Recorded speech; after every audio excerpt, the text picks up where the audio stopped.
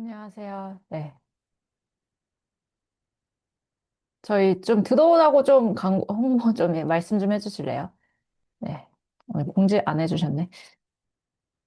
음.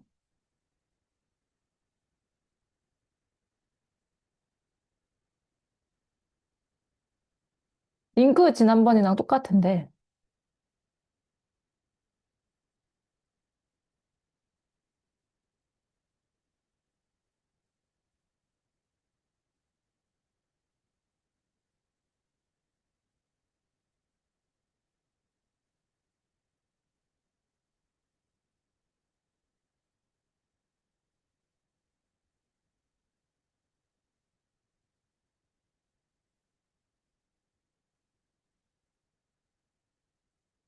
네. 오늘 제가 주도하는 마지막 스터디고 다음 주는 이제 동호 멘토님이 주도해 주시는데 저희 오늘 주제는 RFM 분석이에요. 사실 그동안 텔코 커스터머 천만 계속 잡고 하면서 여기 씹어 먹다가 이제 저희 오늘 이제 주제는 새로운 주제잖아요. 그래서 새로 보신 분들도 있을 거고 과제 얼마나 남겨주셨는지 잠시만요. 네, 남겨주신 분들, 네, 감사합니다. 네, 그리고 점점 뒤로 갈수록 과제 남겨주시는 분들 거의 없네요.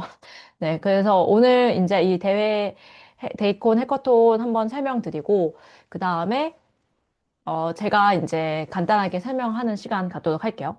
최대한 뭐 짧게 끝내려고 하는데 맨날 짧게 끝내는 게 한시간인 것 같아서 거의 오늘도 한시간 예상하고 있습니다. 그래서 이커머스 고객 세분화 분석 아이디어 경진대 갖고 오늘 RFM 분석을 하는 게 이제 목표인데 사실 이 대회에 대해서 한번 설명을 드릴게요. 그래서 이 문제 자체는 뭐냐면 월간 데이콘으로 됐던 거구나. 그래서 그냥 이 이커머스 세일즈 데이터를 주고 그 세일즈 데이터 기반으로 이제 마케팅 어느 대상에게 하면 좋은지 솔루션을 제공하는 거예요. 그래서 사실 굉장히 과제 전형으로 문제를 내는 회사들에서 많이 나오는 주제예요. 그래서 꼭 풀어보면 좋은 내가 데이터 분석 직군, 뭐 DA 직군으로 과제 전형을 준비한다 하면 정말 진짜 거의 약간 필수 문제 약간 느낌이거든요.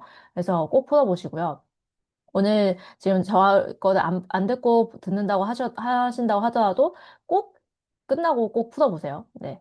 그래서 이 데이터 자체는 어떻게 주어지냐면 총 5개의 데이터가 이렇게 있어요. 그래서 이 5개의 데이터라고 하면, 그러니까 우리가 보통은 이제 CSV 파일 한 개 가지고 분석해서 CSV를 병합할 일은 없었잖아요. 그래서 이 CSV 파일 5개 이해하고 병합하는 거.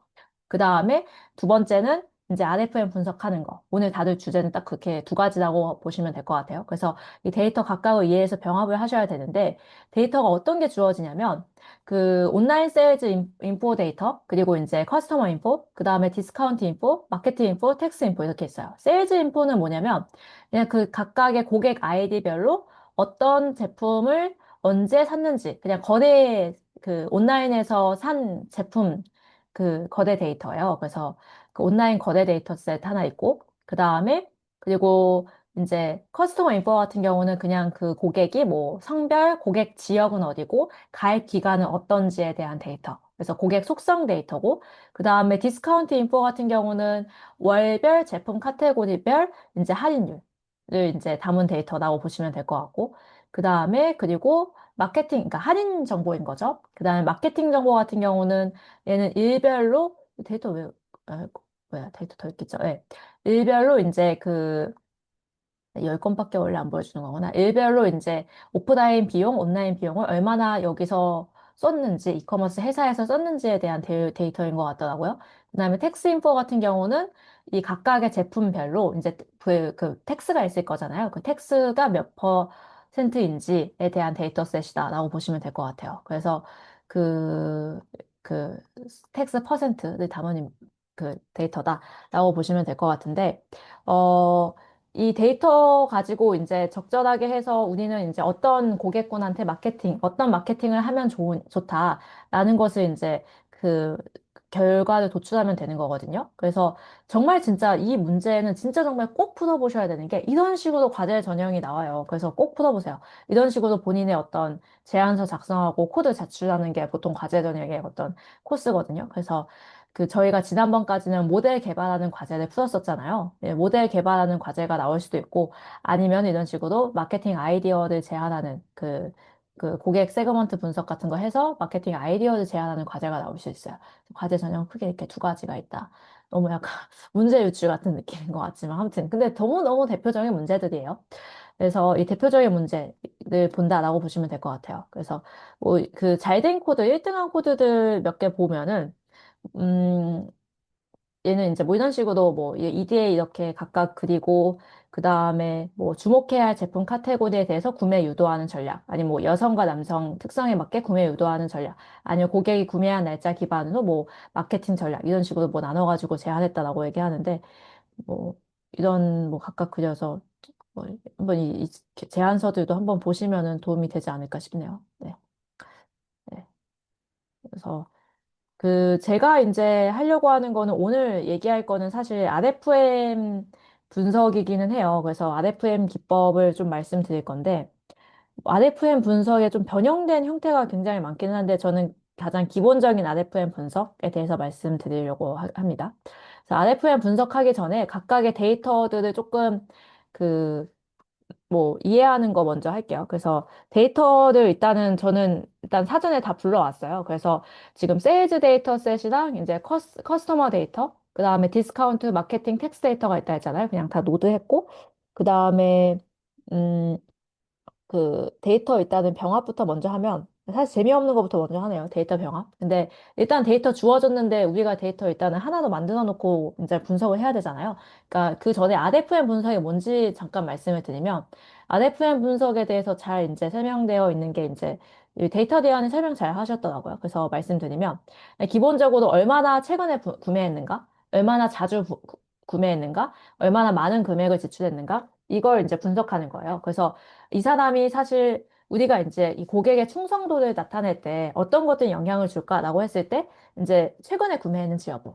사실 이 충성한 고객은 최근에 구매를 하겠죠. 근데 충성하지 않은 고객은 과거에 구매하고 한동안 계속 무실적이겠죠. 그래서 얼마나 최근에 이제 구매를 했는지도 이제 영향을 미칠 거고, 그 다음에 아무리 최근에 구매했다 하도 한 건만 구매한 고객이 있을 거고, 계속 빈번하게 자주 구매한 고객이 있을 거잖아요. 그래서 자주 구매한 고객에 따라서 차별점이 있어야겠죠. 그 다음에 근데 자주 구매하는 그냥 단건 몇 원씩 얼마 안 써. 근데 많은 금액을 지출하는 고객도 있을 테니까 얼마나 많은 금액을 지출했는가도 영향을 주겠죠. 그래서 이제 우리 RFM 분석은 이 고객들을 얼마나 최근에 얼마나 자주 얼마나 많은 금액을 지출했는지에 따라서 고객 그룹을 나눠보자. 우리가 고객을 등급화시키자라고 해서 이제 분석하는 기법인데요. 너무 이제 당연하겠지만 어떤 고객은 3개월 전에 구매하고 구매 횟수도 28번이고 구매 금액이 128만 원이야. 이 고객이랑 2년 전에 구매하고 한 번 구매하고 5만 원 구매한 고객이다 봤을 때 우리 서비스에 더 친화적인 고객군은 당연히 A겠죠. 왜냐면 최근에 더 구매했고 B보다는 그 다음에 구매 횟수도 굉장히 많고 금액도 많으니까 A가 우리한테 더 충성 고객이구나라는 걸 알 수 있죠. 그런 것처럼 이제 여러 개의 고객 데이터를 쌓아놓고 그거 기반으로 우리한테 충성도가 있는 고객, 아닌 고객, 뭐 이런 식으로 고객을 구분한다라고 보시면 될 것 같아요. 근데 이제 RFM 분석에서의 가장 어려운 지점은 뭐냐면 제가 이따가 저의 RFM 분석은 사실 그렇게 썩 만족스럽지 못한데 이 RFM 구간을 어떻게 할지인 거거든요. 그러니까 RFM 분석의 이제 종류는 이제 데이터가 다 병합됐다라고 가정을 하고 나면 이제 고객 아이디별로 제가 다 이제 그 금액, 사용한 금액이랑 그 다음에 얼마나 최근에 구매했고 그 다음에 얼마나 이제 그 빈번에 구매했는지 다 이제 집계를 해놓으면 이 고객이 한 1468명 되거든요. 네, 1468명 되는 고객에 대해서 마지막 구매한 날짜로부터, 그러니까 오늘 어떤 특정 기준일자로부터 마지막 구매까지의 걸린 기간. 그래서 마지막 구매로부터의 경과일수인 거죠. 그래서 이게 이제 최근에 나타나는 지표, 얘는 이제 마지막 구매로부터 지금까지 108일이 경과했다는 거죠. 얘는 60일이 경과한 거고. 얘가 작을수록 최근에 구매한 거죠. 이런 식으로 일단 집계를 해놓고, 그 다음에 프리퀀시 같은 경우는 지금 총 기간 동안 얼마나 구매했는지, 구매 건수가 얼마나 됐는지 그 건수를 집계를 했어요. 그다음에 모네터리 같은 경우는 그냥 그 제품 종류에 상관없이 그 전체 이 거래에서 이 사람이 쓴 토탈 금액, 지금까지 누적해서 쓴 금액을 이제 저는 집계를 했는데, 이렇게 이쁘게 이 데이터 프레임을 만들어 놓고 나서 이제 각각의 시각화를 하면서 등급화를 하는 거예요. 예를 들면은 이제 얼마나 최근에 구매했냐, 리센서시 기반으로 이제 등급화를 한다라고 하게 된다면은 이제 뭐 저는 이제 1개월, 2개월, 3개월, 6개월, 1년으로 이렇게 구간화를 했는데, 얘들 등급을 어떻게 할지는 그 상황에 따라 다를 수 있겠죠. 그래서 이 등급화를 하는 거죠. 30일 미만의 결제를 했다라고 하게 되면 얘는 5점 주는 거고, 60일 이하라고 하면은 이제 4점 주는 거고, 90일 이하라고 하면 3점 주는 거고, 그래서 먼 마지막 거래로부터 경과일수가 멀어질수록, 길어질수록 점수를 적게 주는 거죠. 이렇게 점수를 배분하고, 이게 이제 아닌 거예요. 리센서시 기반으로, 얼마나 최근에 구매했는지 기반으로 등급화를 한 거고, 그 다음에 이제 또 이제 프리퀀시 기반으로도 등급화를 해요. 그래서 프리퀀시 같은 경우도 이제 제가 그냥 여기 등급화 그냥 해버렸는데, 그냥 비닝 가지고 등급화를 했는데, 이 뭐, 10번 미만이고, 10번 미만이고, 20번 미만이고, 30번 미만이고, 40번 미만, 50번 미만이고, 이렇게 구간화할 수도 있고, 아니면은, 이 고객 수 바탕으로 뭐 4번 미만이고, 8번 미만이고, 15번 미만이고, 28번 미만이고, 뭐 50번 미만으로 비닝을 할 수 있겠죠. 이렇게 비닝을 해가지고, 이제 얘도 이제 점수를 이제, 4번 미만이면 1점 주고, 8번 미만이 2점 주고, 이런 식으로 등급화를 했다라고 보시면 될 것 같고, 그 다음에 이제 그리고 얘는 한 번이니까 그냥 1점 받은 거죠. 그 다음에 이제 모네터리 기반으로 얘 역시 구간화를 해서 어 똑같이 비닝을 했어요. 그래서 이제 1점, 2점, 3점, 4점, 5점을 주는 거죠. 그래서 이 점수를 이제 매긴 다음에 RFM 스코어는 두 개 이제 더한 거라고 보면 돼요. 그 등급한 스코어를 이제 얘를 이제 얼마나 가중치를 주고 점수를 계산하느냐에 따라서 또 달라질 수 있어요. 근데 RFM에 대해서 그냥 말씀드린다면 R, F, M 각각 등급화 시키고 스코어는 이제 그냥 저는 일단은 똑같이 다 가중평균 따로 안 주고 그냥 다 점수 그냥 합계했어요. 그래서 점수 그냥 합산하고 그다음에 이제 스코어가 나오는 거죠. 4점 받은 고객도 있고 14점 받은 고객도 있고 이렇게 있으면 이제 이거를 이 각각 이제 고객을 분류하는 거야. 아, 우리가 뭐 둘 다 5점, 5점, 5점 받은 고객이라고 하면 진짜 VIP. 아니면은 뭐 리센선 씨는 3 이하인데 뭐 프리건 씨는 4 이상이고 모네터니는 4 이상이면 뭐 VIP인데 조금 최근에는 안 하네. 라는 고객, VIP 이탈 고객, 뭐 이렇게 정의하고, 프리퀀시는 4 이상이고, 리센서시도 4 이상이고, 모네터는 4 이상이면, VIP 정도는까지는 아니지만 충성 고객. 그 다음에 뭐, 프리퀀시 3 이상이고, 리센서시 3 이상이고, 모네터는 3 이상이면 뭐, 충성 예정 고객. 뭐, 이렇게 또 세분화 시킬 수 있는 거고. 그 다음에 최근에는 또 구매를 안 했는데, 프리퀀시는 뭐, 높다고 한다면은, 사실 그동안 충성했지만 최근에 구매도가 갑자기 없어진 고객. 그 다음에 나머지는 뭐 일반 고객. 뭐 이런 식으로 본인이 이제 또 고객을 구분화하는 거죠. 그래서 아 우리가 VIP 고객에 대해서 조금 더 뭐 해보자 하면 이제 VIP 고객에 이제 타겟 마케팅을 하는 거고 그게 아니라 VIP인데 최근에 고객이 만약에 사용한 경험이 없는 고객에 대해서 조금 뭐 마케팅을 해보자 하면 여기에 이제 마케팅을 하는 거고 그래서 이렇게 고객군을 나눠서 이제 마케팅을 한다라고 보시면 되거든요. RFM 분석 별거 없죠. 네. 그래서 고객군을 나누는 거이긴 한데, 그러면 제가 이제 말씀드릴 거는, 이제 이 데이터셋을 어떻게 만드느냐. 그 각각의 이제, 이, 우리가 받은 데이터셋은 이제 5개의 데이터셋, 이제 뜯어져 있는 데이터셋이었잖아요. 그래서 그 뜯어져 있는 데이터셋으로부터 그 RFM, DF를 어떻게 만드는지 한번 설명드리고, 그 다음에 그러니까 RFM 분석을 하실 때 주의해야 할 점들을 좀 말씀드릴게요. 저도 과거 이 리더 모드에 있는 코드들 되게 잘 짜주신 코드들도 꽤 있기는 한데, 잘 짜주셨어요, 다. 1, 2, 3등 한 코드 저 주로 보면서 분석했는데, 잘 짜줬는데, 사실 실무에서는, 근데 그렇게 하면 약간 조금, 질문이 나올 법한 포인트들 있거든요. 여기서 분석을 했을 때, 실무에서는 이렇게 하면은 좀 혼나는데 하는 포인트들 있는데, 저는 그 혼나는 데에 대한 대응책을 찾지 못했지만, 아무튼 어떤 걸 좀 더 보완하면 좋을지를 좀 말씀을 드릴게요. 그래서 두 가지. 데이터 프레임 어떻게 만들고, RFM 분석하실 때 주의사항 말씀드리도록 할게요. RFM 분석 진짜 별거 없는 거예요. 네. 그냥 얼마나 최근, 얼마나 자주, 그리고 돈 얼마 썼는지에 따라서 고객 등급화 시킨다라고 보시면 돼요. 너무 단순하게 얘기해버리네. 네, 아무튼. 그다음에 이제 말씀드리면, 일단은 이제 이 저는 이제 제가 데이터를 이해하는 시각이거든요. 근데, 어, 저처럼 데이터를 이해하는 거 약간 FM처럼 이해하는 거고, 물론 저와 같이 이해 안 하셔도 되기는 하는데, 근데 이 정도는 해야 된다는 마지노선으로 오늘 말씀을 드릴 거거든요. 만약에 이런 데이터셋, 그러니까 사실 데이터셋에 대한 정보가 그냥 정말 그러니까 띡 준 거잖아요. 이런 데이터셋을 이해할 때 보통 저는 어떻게 하냐면, 그, 일단은 인포 당연히 다들 찍어 보시겠죠. 그래서 일단 타입이 어떻게 되는지 뭐 이런 것들 이제 확인을 하실 거고, 그 다음에 이제 그 건수가 어떻게 되는지 일단은 확인을 하실 거죠. 그래서 이런 것들은 뭐 당연히 이제 찍어 보시면서 내가 받은 데이터셋을 제대로 받았는지 이제 확인하는 작업을 하는 거죠. 그래서 이 데이터셋 들어왔을 때 명세 정도는 확인을 당연히 해보셔야 돼요. 왜냐면 내가 생각했던 대로 컬럼들이 안 들어왔을 수도 있어요. 특정 컬럼을 빼먹었을 수도 있고, 아니면 생각했던 것보다 건수가 적은데 내가 생각했을 때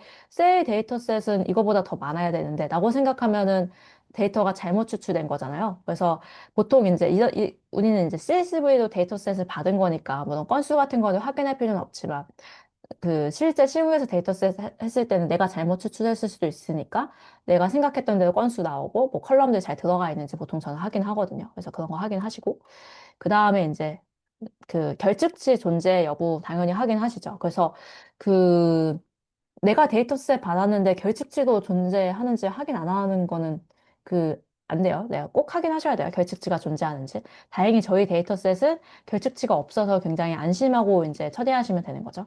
왜냐면 결측치가 있냐 없냐에 따라서 접근해야 되는 방법이 달라질 수 있기 때문에 결측치가 있는지 없는지 꼭 확인하시고요. 그 다음에 저 같은 경우는 이제 데이터 쉐입도 꼭 확인을 해요. 그래서 어차피 인포에서 확인된 거긴 하지만 데이터셋 이제 건수가 어느 정도 되는지 그래서 건수 그렇게 많진 않아요. 5만 건 정도. 세일즈 데이터에서 5만 건 정도 되네요. 유저는 지금 유저 수는 한 1,468명 정도인 거죠. 유저 수도 그렇게 많진 않네요. 그래서 이제 세일즈 데이터셋부터 볼게요. 저희가 이제 메인으로 이제 삼을 데이터셋은 사실 세일 데이터셋이에요. 세일 데이터셋이 껌껌이 고객이 거대한 데이터셋이 쌓여 있는 거거든요. 이거 기반으로 이제 보시면 되는데, 좀 전처리를 해야 되는 부분들이 있어요. 그래서 전처리를 조금 하고 지나갈게요. 그러니까 결측치는 다행히 결측치가 아무것도 없어서 우리가 따로 할 게 없는 거고, 그 다음에 이제 전처리부터 이제 보게 되면, DF, 일단은 저는 이 앞글자만 따가지고 이렇게 했는데, 제가 앞으로 DF 디스 하면은 이제 할인 정보인 거고, DF 커스트 하면은 고객 정보인 거고, DF 세일 하면 그 판매 데이터, 그 트랜잭션 데이터인 거고, 그 다음에 DF MKT 하게 되면 이제 일별 마케팅 정보, 오늘 저는 이걸 사용하진 않아요. 그다음에 DF 텍스 하게 되면 상품별 텍스 정보라고 보시면 돼요. 그러니까 디스가 할인 정보, 텍스가 이제 세금 정보, 부가세 정보라고 보시면 돼요. 그다음에 이제 할인 정보부터 보게 되면 할인율 테이블 보게 되면 여기 월이 사실 젠, 페브러리 뭐 이런 식으로 되어 있거든요. 그러니까 그 일단은 제가 이제 사용하기 좀 편하게 그냥 1, 2, 3, 4, 5, 6, 7, 8, 9, 10, 11, 12로 바꿀게요. 그래서 이런 거 뭐 맵, 어플라이 이런 함수 쓰시는 거는 뭐 잘 아시겠죠? 그래서 월 데이터셋 그러니까 실무에서도 이런 날짜 데이터셋 다루는 경우 되게 많거든요. 그래서 일단 월 데이터셋 그냥 숫자로 조금 변환하겠습니다. 그래서 숫자 변환했고, 그 다음에 거래 날짜 같은 경우도 사실 월이 따로 이제 떼어져 있어야지 여기 이제 붙이기 편할 것 같아서 이 거래 날짜 데이터셋도 지금 스트링으로 들어와 있거든요. 오브젝트 타입이어가지고 이거 그냥 이제 데이트 타임으로 바꾸고 그 다음에 여기서 이제 이 거래 월만 빼왔어요. 그래서 1월, 2월, 1월, 1월 이런 식으로 거래 월만 빼왔고요. 그래서 데이트 타임 처리하시는 거 실무에서 굉장히 많이 하시거든요. 그래서 데이트 타임 같은 거 잘 처리하시고, 그러니까 데이트 타임이랑 스트링이랑 서로 왔다 갔다 하는 거 잘 하시면 돼요. 보통 오라클에서 쿼리 셀렉트 해오면은 막 스트링으로 인식되는데, 뭐 그러면 그 스트링을 내가 이제 판다스 데이터 프레임, 판다스 데이트 타임으로 알아서 잘 바꿔가지고 필요한 부분들만 약간 떼어내고, 그 다음에 플러스 1일, 플러스 2일 경과일수 계산하고 이런 거 코딩 테스트에 그냥 간단한 데이터 전처리하는 거에 나오기 되게 좋겠죠. 그래서 데이트 타임 처리하시는 거 잘 알아두시면 좋아요. 아무튼 저는 일단은 월만 일단 떼어냈어요. 데이트 타임으로 얘를 변경하고. 그 다음에 이제 이렇게 세일즈 데이터셋에는 지금 보면 각각의 거래별로 제품, 수량, 뭐 금액, 뭐 이런 거 다 있죠. 근데 이제 커스트 정보를 붙이고 싶어요. 그래서 커스터머 인포도 같이 붙여버릴게요. 왜냐면 유저 아이디가 있으니까 유저 아이디를 키도해가지고 그 유저가 남자인지 여자인지 그 다음에 고객 지역은 어떤지 가입 기간도 어떤지 그냥 하나도 일단은 있는 상태에서 분석하기 편할 테니까 그래서 커스트 정보도 그냥 붙일게요. 근데 이제 이거를 병합하실 때 보통 또 이제 그 많이 하시는 실수들이 병합을 할 때 당연히 DF 커스트의 키가 고객 아이디인지를 꼭 체크하시고 내가 레프트 조인 할지 이너 조인 할지를 잘 판단하셔서 하셔야 되거든요. 근데 신입분들이 되게 많이 실수를 하세요. 잘 못하는 부분 중에 하나가 병합할 때 제대로 잘 못해서 실수하는 경우가 있는데 저는 병합할 때 어떻게 하냐면 이제 이 두 테이블을 이제 병합을 해야 된다고 했을 때 이제 딱 봐도 이제 고객 아이디도 병합을 하면 될 것 같잖아요. 고객 아이디도 무조건 병합을 한다기보다 일단은 확인을 해요. 제가 생각했을 때 이게 고객 아이디도 병합해도 되는 건지. 왜냐면 이게 지금 이제 뭐 이게 PK다라는 게 아직 그 모르는 거잖아요. 여기 봤을 때 PK인 거 이제 안 적어놨어.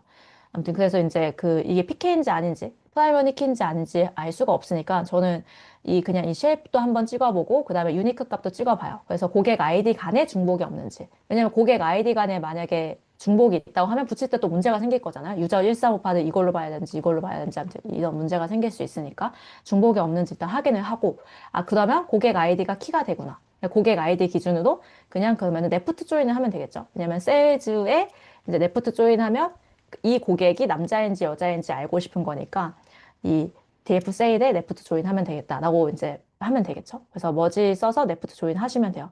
얘는 건수가 많지 않아서 pd. 머지 쓰셔도 괜찮아요. 근데 건수가 많으면 막 다른 방법으로 이렇게 머지를 하긴 하는데 건수가 적을 때는 이렇게 그냥 판다스 머지 이용해서 머지 하셔도 빨리 됩니다. 그래서 이 고객 아이디 기준도 조인을 했어요. 그래서 늘 조인을 하시기 전에 이게 조인하는 키 한번 확인하시고, 키 간의 중복, 키의 중복이 없는지 확인하시고, 그 다음에 이거 레프트 조인을 해야 되는 건지, 이너 조인을 해야 되는 건지, 내가 지금 하려고 하는 목적이 뭔지, 이거에 따라서 다르게 해야 되는 거죠. 저는 이 세일즈 정보에 있는 고객들의 이게 남자인지 여자인지 가입 기간은 어떤지 고객 지역 어떤지를 확인하기 위한 거니까 DF 세일에 레프트 조인을 한 거예요. 그래서 레프트 조인을 했고요. 그러면 이제 또 이제 데이터 프레임 이제 이쁘게 만들었고 그 다음에 머지하고 나서 이제 한 번 더 이 건수가 늘어나지 않았는지 확인을 해요. 왜냐면 머지하고 나서 건수가 늘어나면 내가 또 잘못 조인한 거잖아요. 레프트 조인을 하면 건수가 더 늘어나면 안 되잖아요. DF 세일 건수보다는. 그래서 DF 세일 건수가 이제 52,924건이었는데 똑같이 이제 머지하고 나서도 52,924건으로 이제 되었으니까 이제 내가 머지 제대로 했구나. 실수하지 않았구나. 확인할 수 있는 거죠. 그렇게 이제 저는 이제 데이터를 전처리를 할 때 중간중간에 저 스스로 이제 검증하는 로직들 추가하거든요. 그런 실수할 수 있는 포인트들. 키의 어떤 중복이나 레프트 조인인지 이너 조인인지 그 다음에 이렇게 다 조인하고 나서, 머지하고 나서, 이렇게 건수가 이제 레프트 조인이 늘어나지 않아야 되는데, 늘어나지 않은 게 맞는지 이런 거 확인하시면 돼요. 그 다음에 이제 그렇게 이제 우리 이렇게 이쁘게 이제 이 고객 정보를 붙였고요. 그리고 이제 디스카운트, 그러니까 지금 세일 정보랑 그 다음에 고객 정보 데이터셋 병합했죠. 그럼 그 다음은 뭐냐면 디스카운트도 이제 병합을 해야 돼요. 디스카운트 테이블도 이제 병합을 해야 되는데, 디스카운트는 뭐냐면 각각의 제품별 할인율이에요. 그러니까 지금 이 고객이 이제 누군지는 판단했죠. 누군지는 이제 더 알아냈어요. 근데 이제 이 제품이 얼마나 할인이 되는지. 그러니까 할인 쿠폰을 썼는지 안 썼는지가 있잖아요. 이 제품이 할인율이 얼마인지에 대한 데이터셋은 또 다른 테이블에 있는 거예요. 그러니까 이제 이 할인 정보 테이블도 옆에 붙여놓으면 저희가 계산하기가 편하겠죠. 그래서 얘도 옆에다가 붙여볼게요. 그거 하기 전에 얘는 PK가 딱 봐도 워디랑 제품 카테고리 같아요. 왜냐하면 제품 카테고리라고 하기에는 제품 카테고리만 키라고 하기에는 월별로 또 이 가격의 할인율이 달라지잖아요. 그래서 제가 봤을 때 월 제품 카테고리가 키인 것 같은데 이 두 개가 합쳐서 프라이머리 키인 것 같은데 그게 맞는지 또 한번 확인을 해야겠죠. 그게 맞는지 제가 어떻게 확인하냐면 제가 아까 PK가 하나의 경우에는 그냥 건수 세서 유니크 건수랑 그냥 건수랑 차이가 없는지 확인해서 얘가 PK구나 라는 걸 이제 확인을 했다면 이제 이렇게 뭔가 이게 두 개가 합쳐져서 PK인 경우는 저 같은 경우는 어떻게 하긴 하냐면 그룹 바이를 해서 건수를 세봐요. 그러니까 워딩랑 제품 카테고리가 제가 봤을 때 프라이머리 키인 것 같은데 그러면 이거 기준으로 그룹 바이에서 건수를 세보고 그 건수를 셌을 때 이제 이제 뭐죠? 이제 건수 세면 이제 각각 이제 이런 식으로 월 제품 카테고리 1 액세서리가 몇 번 등장하는지를 알 수 있는 거잖아요. 1 안드로이드가 몇 번 등장했는지 알 수 있잖아요. 그렇게 했을 때 이제 이 건수가 맥스 값을 했을 때 맥스 값이 그냥 1인 거죠. 이 부분 잠깐 어려워요. 처음 보시는 분은 제가 지금 뭐 하는가 싶긴 할 건데. 그래서 이 월 제품 카테고리별로 건수를 세봤을 때 한 건을 넘는 경우가 없으니까 사실상 얘가 PK라는 걸 알 수 있겠죠. 그러니까 얘 기준으로는 모두 다 한 건, 한 건, 한 건, 한 건씩만 있는 거예요. 그러니까 얘가 이제 또 월 제품 카테고리가 PK인 거죠. 그래서 월 제품 카테고리 기준으로 머지를 하면 되겠구나. 그래서 이 월 제품 카테고리 기준으로 머지를 하는데, 근데 이 부분을 보통 신입분들도 확인을 안 해요. 내가 봤을 때 딱 봐도 월 제품 카테고리인 것 같은데? 그러고 이제 그냥 병합을 하면서 이제 또 실수가 발생하는 거죠. 그러니까 이런 부분 보통 이제 최소한 코딩 하셔서 확인하셔야 돼요. 원이랑 제품 카테고리 아닐 수도 있어. 쿠폰 코드까지 또 달라질 수 있는, 그러면 이제 이렇게 적용해야 되는 거잖아요. 네, 딱 봐도 월 제품 카테고리인 것 같은데 그게 맞는지. 그냥 이제 월 제품 카테고리별로 건수를 세본 거야. 그러면 한 건, 한 건, 한 건, 한 건씩만 존재해야 되는 게 맞죠. 근데 같은 월, 같은 제품 카테고리인데 그 쿠폰 코드 할인율이 다른 두 개가 있는 경우가 존재하면 안 된다는 거예요. 그래서 그걸 확인한 거고, 그래서 우리는 이제, 월 제품 카테고리가 PK구나. 이제 확인한 거죠. 그 다음에 이제, 그러면 이제 또다시 머지하면 되는 거죠. 우리가 아까 만들어 놓은 데이터 프레임에다가 이제 이 할인율도 붙여주는 거예요. 그래서 이게 결국 이 할인 쿠폰이라는 게, 몇 월에 그리고 어떤 제품인지에 따라서 할인율이 달라지는구나인 것 같아요. 그래서 몇 월, 1월에 어페럴 제품을 이제 할인율 얼마, 그다음 2월에 어페럴 제품이 이제 할인율 20% 이렇게 월별로 다른 거인 거죠. 그래서 이 월별로 다른 그 월이랑 저희가 아까 이제 월 컬럼 만들어 놨잖아요. 이 거래 날짜에서. 그러니까 얘가 1월에 거래했으니까 얘는 1월 할인율을 적용받겠죠. 그래서 월이랑 그 다음에 제품 카테고리, 내가 산 제품 카테고리 기준으로 이제 레프트 조인 또 했어요. 그래서 레프트 조인 한다. 그래서 병합할 때 제가 계속 키 확인하고 조인 하시는 거 아시겠죠? 그런 거 주의하세요. 얘도 당연히 건수가 바뀌어졌는지 안 바뀌었는지 확인해 봐야겠지만, 아무튼 건수 이제 또 똑같은 거 확인했고요. 5만 아까 2천 그 693가 52,924에서 더 늘어나지 않은 거 이제 확인해 보시고, 그 다음에 이제 그래서 디스카운트까지 병합했다. 이제 거의 다 왔어요. 그래서 이 병합해야 되는 하나하나씩 부셔가는 거 알겠죠? 내가 거래 데이터에서 고객 정보 알기 위해서 고객 정보 붙이고, 그 다음에 얘가 할인 받은 정보. 그래서 할인율 몇 퍼센트 적용받았는지 알기 위해서 할인 데이터셋 붙였어요. 그 다음 마지막으로 붙일 데이터셋 뭐냐면 텍스 인포거든요. 그래서 그 텍스 인포 데이터셋은 보니까 제품 카테고리별로 이 부가세율이 나와 있는 거예요.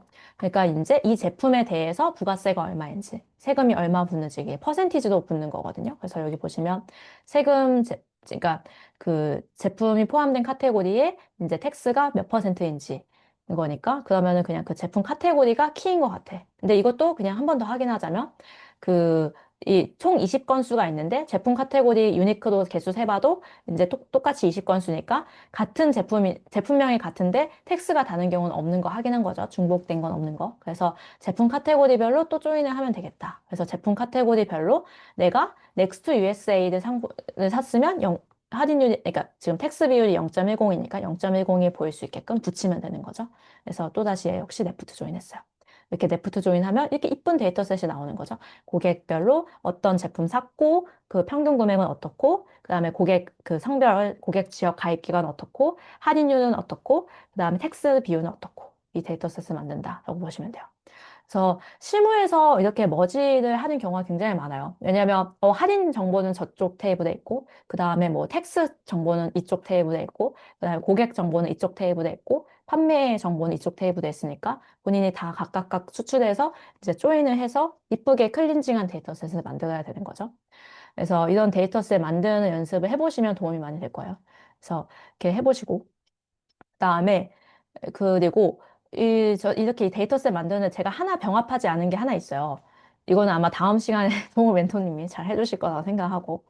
이거 보니까 1등, 2등, 3등이 여기까지 비교는 안 했더라고요. 마케팅 인포 데이터셋이 있는데, 저 역시도 여기까지는 오늘 보진 않았어요. 제가 오늘 이 데이터셋을 봤는데, 미리 준비할 걸요. 그쵸? 이 오프라인 비용, 온라인 비용이 있어요. 그러니까 이 회사에서, 이 이커머스 회사에서 그 일별로 이제 마케팅을 또 지출한 비용을 이제 카운트한 것 같더라고요. 그래서 이것까지 정보를 반영해서 하면 좋긴 하겠지만 사실은 이제 이거를 조인 키가 딱히 있진 않잖아요. 그러니까 뭐 조인 키를 그냥 이 거래 날짜로 해서 조인해서 볼 수는 있을 것 같아요. 그래서 이 오프라인 비용이 얘 때문에 쓰는 돈은 아니니까 사실상 얘한테 붙는 게 사실 맞지는 않을 수 있지만 이 비용 정보도 활용해 볼 수는 있겠죠. 그래서 특정 날짜에 만약에 총 거래 금액이 그렇게 많지 않았는데 마케팅 비용이 되게 많다라고 하게 되면 사실상 우리가 뭔가 그 고객들한테 마케팅 잘못한 거일 수도 있으니까 아무튼 이거는 사실 어떻게 활용해야 될지는 조금 어떻게 붙이고 어떻게 활용할지는 좀 더 고민이 필요한 부분일 것 같아요. 근데 일단은 저희 RFM 분석할 때는 사실 비용 데이터셋이 그렇게 뭐 안 쓰셔도 괜찮거든요. 그래서 일단은 저는 비용 데이터셋을 제외하고 봤지만 비용 데이터셋까지 보면 더 좋죠. 일단은 저는 이제 거래 데이터셋, 고객 데이터셋, 그리고 할인 데이터셋, 텍스 데이터셋만 일단 다 붙여놔서 데이터셋을 만들었어요.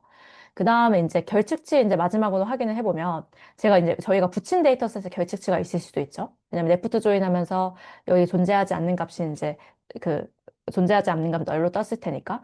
그래서 건수가 있죠. 그래서 쿠폰 코드가 할인율은 이 결측이 있어요. 왜냐면 절대 할인 안 하는 상품이 있나 봐요. 그러니까 결측이 존재할 수 있겠네요.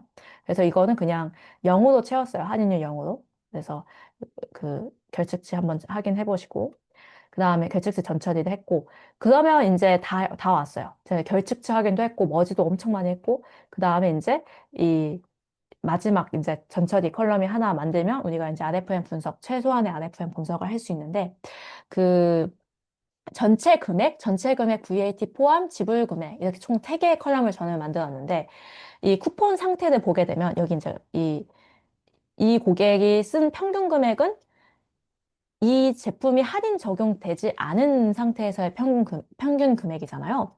그러니까 이제 그, 할인 적용되고 텍스도 붙은 가격이 필요하겠죠. 그래서 우리 영수증에 보게 되면 그래서 평균 금액에 수량 곱한 거. 그게 이제 전체 금액이겠지만 거기에 그래서 텍스 붙이면 얼마고요. 그 다음에 여기에 할인 적용되면 총 얼마예요. 그래서 너가 지불해야 되는 금액은 이거예요. 라는 거잖아요. 그럼 전체 금액, 텍스 포함은 얼마고요. 그래서 너가 지불해야 되는 금액 얼마예요. 라는 그 컬럼들을 만들어 볼게요. 전체 금액 자체는 사실상 수량 곱하기 평균 금액이겠죠. 그 단가별로 그 단가 평균 금액. 그 다음에 그걸 몇 개 샀는지 그 수량이겠죠. 얘가 전체 금액일 텐데. 그럼 여기에 VAT 포함이라고 하게 되면 그냥 텍스를 더하면 되겠죠. 그래서 텍스가 지금 0.1 이런 식으로 가서 이 0.1, 0.1 이런 값이니까 그냥 1 플러스 텍스 값 해가지고 저는 이제 곱했어요. 그러면 이제 전체 금액 VAT 포함 값이 나오는 거고. 그 다음에 이제 지불 금액이 사실 좀 어려운데 이 쿠폰이 썼는지 안 썼는지를 봐야 되거든요. 그래서 이 쿠폰 코드를 썼냐 안 썼냐라고 봤을 때 쿠폰 상태의 유니크 값을 찍어보면 유즈드랑 난 유즈드랑 클릭이 있어요. 그래서 그, 이 사용하는 사람도 있고, 사용하지 않은 사람도 있고, 클릭하고 사용하지 않은 사람이 있는 거거든요. 그럼 우리는 사실 사용한 고객만 사용했다라고 가정하고, 이제 계산을 해야 되잖아요. 할인을 적용해야 되잖아요. 그러니까 유즈드인 고객만 이제 사용했다라는 컬럼을 만들어 볼게요. 그래서 유즈드인 고객은 1로 이제 반환하고, 아닌 고객은 0으로 해서 이 컬럼을 만들었어요. 그래서 쿠폰 사용 여부를 할인율에다가 곱해버렸어요. 그러면은 이제 할인을 내가 만약에 쿠폰을 사용했다고 하면 그 할인율 값이 적용되는 거고, 안 사용했으면 그냥 여기가 0이 돼가지고 1에서 마이너스 그냥 원가 그대로 이제 가는 거잖아요. 그래서 저는 이렇게 계산했습니다. 그래서 수량 곱하기 평균 금액, 그 다음에 이제 텍스 값, 이게 VAT 포함인 거고, 그 다음에 1 마이너스 할인율 곱하기 쿠폰 사용 여부, 그 다음에 이제 이 할인율이 지금 퍼센트예요. 10%. 그래서 100으로 나눈 값을 이제 했습니다. 그래서 이렇게 해서 총 지불 금액이 있다라고 보시면 될 것 같아요. 그래서 지불 금액 컬럼까지 만들었고, 그러면은 이제 전체 이 금액도 알 수 있는 컬럼이 다 만들어진 거죠. 그래서 이런 데이터 프레임을 만드는 연습을 한번 해보세요. 네. 한번 해보시고. 그러면 이제 여기까지 질문 있으세요? 데이터 프레임 만드는 거에 대한 질문? 네. 없으면 다음 넘어가 보죠. 네. 그러면 이제 그 실무에서 아무튼 이런 데이터 프레임 병합하는 거 되게 많이 해요. 그러니까 꼭 연습해 보시고. 그 다음에 이제 RFM 분석 이제 가게 되면 제가 RFM 분석 아까 얘기했죠. 얼마나 최근에, 얼마나 자주, 얼마나 많은 금액을 썼냐에 따라서 등급화를 한다라는 건데 저 아무튼 마케팅은 사실 고려 안 했어요. 네, 고려 안 했으니까 이것도 고려해 보세요. 다음 주 숙제입니다. 네, 그 다음에 이제 그러면 다시 이제 원래 제가 있는 데이터 프레임으로 왔을 때 그, 이 RFM 이제 그 데이터 프레임을 이제 만들려고 어떻게 했냐면 거대 날짜, 그러니까 최근, 리센선 씨는 이제 최근에 얼마나 마지막 거래로부터 경과 일수잖아요. 그럼 기준 일자를 정해야 될 거잖아요. 언제 기준으로 이제 이 계산을 할 거냐라고 봤을 때, 그 거대 날짜의 맥스 값을 찍어보면 2019년 12월 31일이에요. 그래서 얘가 2019년 1월 1일부터 사실 2019년 12월 31일까지의 데이터셋인 거거든요. 그럼 저는 그냥 기준 날짜를 2020년 1월 1일은 아무도 없으니까 2020년 1월 1일로 그냥 잡았어요. 그래서 거대 날짜 맥스 값에 그냥 1일을 더해서 2020년 1월 1일에 우리가 이 데이터셋을 보고 이제 충성도를 그러니까 얼마나 최근에 구매했는지 이제 판단해보자. 그래서 2020년 1월 1일을 기준으로 이제 거대 날짜부터 이제 마지막 이 날짜로부터 얼마나 경과했는지. 그러니까 마지막 그러니까 우리가 그러니까 오늘 이 기준일로부터 거대 날짜의 맥스 값이랑 차이가 얼마인지를 이제 만드는 값. 그러니까 이게 최근인 거죠.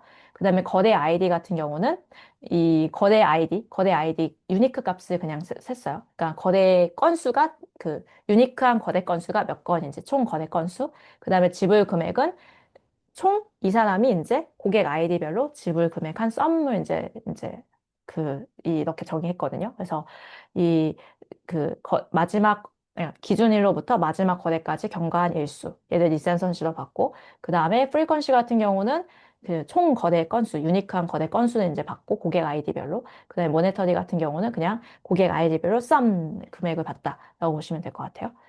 그래서 이렇게 이제 RFM 데이터 프레임을 만들었고 그리고 이제 시각화를 이제 했는데 시각화를 한번 해보게 되면은 사실 이 50회 미만인 고객들이 꽤 많더라고요. 그 다음에 이제 또 여기 뒤에 좀 꽤 있긴 한데 대부분 그러니까 50회래요. 50일 미만 고객들이 많은 거죠. 그러니까 경과일수가 50일 안 되는 고객들이 많은 건 되게 좋은 거죠. 최근에 거래를 한 고객들이 뭐 140, 120 건수. 나머지 이제 조금 경과일수 있는 그러니까 최근 한 달 동안 이제 거래 내역이 있는 고객들이 꽤 되고, 그 다음에 이제 뭐 두세 달, 두 달부터 한 여섯 달, 있는 고객들이 이게 또 있는 거고, 그 다음에 이제 좀 여기 안 사용하는 고객들도 있는 거죠. 최근 경과일 수가 이렇게 좀 많이 이제 그러니까 많이 지난 고객도 있는 거죠. 그래서 이거를 이제 사실상 뭐 프리퀀시도 보게 되면은 50번 미만이 꽤 생각보다 많죠. 50번 이상인 고객들은 거의 없죠. 그래서 이 되게 얼마나 자주 이용한지 1년치 데이터셋 다 모여 있는데 보통 거대 건수가 50건 미만이 많구나. 라는 건 좀 알 수 있을 거고. 모네터리 같은 경우도 보통은 이제 이게 한 단위가 어떤 건지 모르겠지만 2만 밑에 있는 거죠. 그래서 달러인가요? 단위가 뭔지 모르겠네요. 네. 달러인 것 같네요. 2만 달러 미만, 2만 달러가 어느 정도인지 모르겠지만 2만 달러 미만인 경우가 훨씬 더 많죠. 그래서 그런 어떤 분포도를 그냥 그렸고, 히스토그램을 그렸고요. 분포를 뽑고, 그 다음에 이제 스캐터 플롯을 사실 그려보면은 되게 프리퀀시랑 모네터리 간의 관계가 높다는 것을 알 수 있거든요. 그러니까 빈번에 사는 사람들이 당연히 이제 금전적으로 많이 쓰겠죠.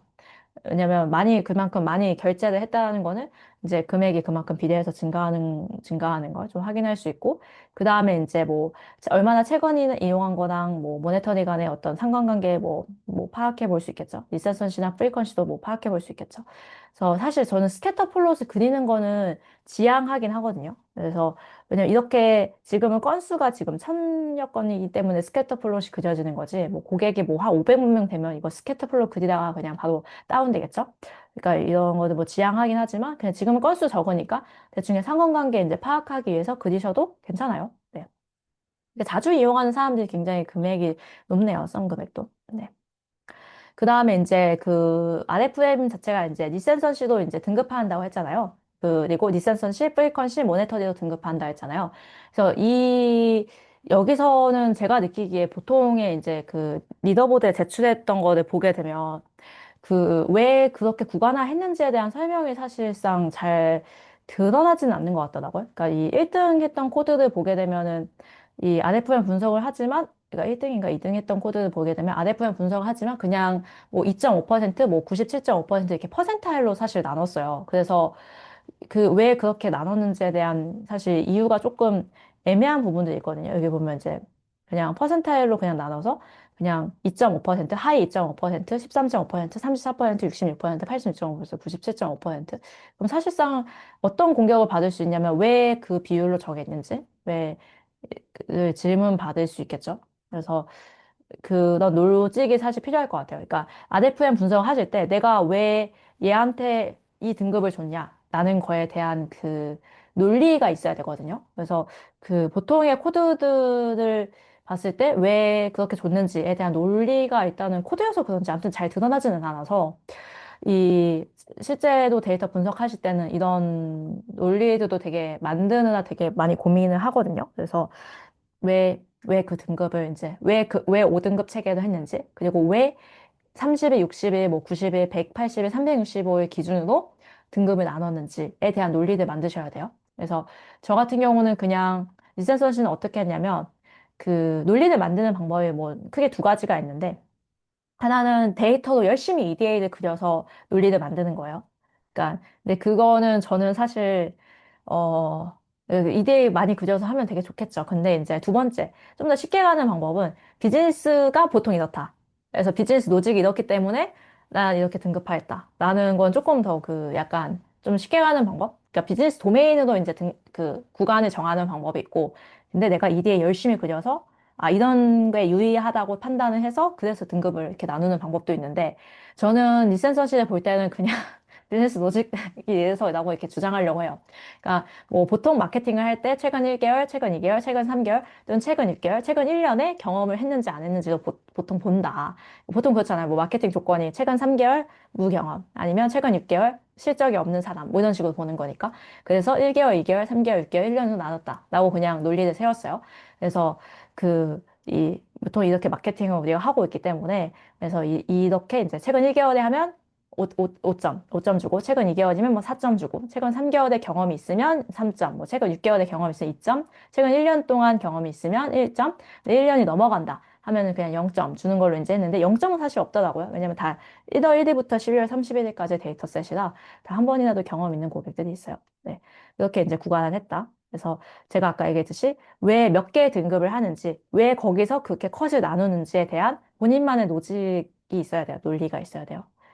그래서 그런 논리는 조금 그냥 보통의 코드들을 봤을 때 제가 굳이 이 데이콘 코드가 아니더라도 다른 코드들을 봤을 때 생각보다 그런 로직 같은 게 많이 그러니까 설명이 안 되어 있더라고요. 왜 그게 최선인가. 근데 사실 실제 데이터 분석하실 때는 만약에 내가 그냥 해가면 왜 그렇게 분석했는지에 대해서 굉장히 질문 많이 받아요. 네, 주간 보고 때. 네. 그러니까 뭐 이런 부분들 고민해 보시면 좋겠죠. 그 다음에, 그리고 뭐 그냥 이것도 봤어요. 그냥 대충 건수가 어떻게 되는지. 네. 1점에 해당하는 고객이나 2점에 해당하는 고객이 또 생각보다 많죠. 왜냐면은 최근 1년 동안 그러니까 그러니까 6개월 동안 경험이 없는 고객들이 또 많다는 거죠. 그래서 6개월 안에 경험이 있는, 그러니까 구매 경험이 있는 고객도 있지만, 과거에 구매하고 최근에는 경험이 없는 고객들도 꽤 많아서, 얘는 지금 요즘 경험이 없는 고객들에 대해서 좀 마케팅할 필요성이 있어 보이네요. 네. 그래서 뭐 이제 그 각각 평균값이 어떻게 되는지도 쭉 봤고요. 그 다음에 이제 프리퀀시 등급화. 사실 제가 여기서부터는 자신이 없다고 얘기하는 게, 이 리센서시 등급화는 저 나름대로 이렇게 로직을 만들었어요, 논리를. 그냥 비즈니스 마케팅을 이렇게 하니까 이렇게 했다. 근데 프리퀀시 같은 경우는 저도 이제 어떻게 해야 될지 고민을 하다가 그냥 그 컨트롤 비닝으로 해버렸어요. 그래서 그 비닝하는 그러니까 왜 그렇게 비닝을 했는지에 대한 논리는 만드셔야 돼요. 저는 일단 이거 이제 프리퀀시를 이제 봤을 때 박스 플롯을 그려보니까 사실 50번 이상 약간 이런 애들은 특이한 고객인 거죠. 50회 이상 구매한 고객은 굉장히 특이한 고객이고 건수가 몇 개 안 돼요. 90건 정도 돼서 걔 그냥 50으로 그냥 그 강등시켜버리고 그 다음에 등급화를 다시 해보려고 하거든요. 그래서 등급화를 해보니까 어 4번, 뭐 8번, 15번, 28번, 58번 이렇게 나누는 방법도 있고 왜냐면 여기서부터 이제 조금 이렇게 꺾이니까 이렇게 나누는 방법도 있고 아니면은 이제 그냥 단순하게 그 큐컷 이용해가지고 10, 20, 30, 40, 50 이렇게 나누는 방법도 있거든요. 근데 뭐가 최선인지는 사실 그, 이 본인이 이제 정해야 되는 거죠. 그러니까 여기서 사실 더 EDA를 더 그려야 돼요. 원래 정석이라고 한다면 그 보통은 어떻게 하냐면 이 각각의 이제 이 분포를 봐요. 그러니까 한 건, 두 건, 세 건, 네 건, 그 다음에 이제 네 건부터 8건. 그러니까 그 교수님이 A 등급이랑 B 등급 줄 때 이렇게 딱 점수 분포 보고 아 여기서 여기까지 점수가 딱 떨어지네 해가지고 이 뭐 70점 이렇게 컷 해버리잖아요. 그럼 70점 넘으면 A고 그다음에 여기서부터 점수 이제 쭉 약간 좀 격차가 있으니까 B고 막 이렇게 하잖아요. 사실 그 분포까지 좀 정확하게 봐야 되는데 저는 그냥 퀀티 비닝하고 그냥 큐컷 그러니까 유니폼 비닝을 그냥 해버린 거죠. 그래서 네, 이렇게 해서 했는데 사실 원래 원칙대로 할 거면 여기서부터 이제 뭐 가파르게 달라지는지 아니면 뭐 금액이 뭐 가파르게 달라지는지 뭐 좀 더 추가적인 분석을 해야 되는 게 정석이에요. 그래서 저는 그냥 퀀티비닝을 해버렸고요. 그래서 4번, 그다음에 8번, 15번, 28번, 50번으로 나눠버렸어요. 왜냐면 그 28번 이상은 그렇게 많지 않, 그러니까 그 고객은 특이한 고객들, 정말 자주 그 빈번하게, 그러니까 그 얼마 많이 속하지 않잖아요. 그래서 28번, 30번, 아무튼 그 기준으로 나눴습니다. 그래서 또다시 이제 그 프리퀀시를 등급화를 했고요. 그 다음에 이제 모네터리 등급화도 사실은 이제 그 엄밀하게 말하면 더 열심히 등급화를 해야 되거든요. 그냥 근데 퀀티 비닝을 그냥 해버렸어요. 네. 그래서 그 퀀티 비닝을 해버리면 어떻게 나오냐면 구간이 이제 이렇게 이제 516, 그 다음에 이제 저- 음,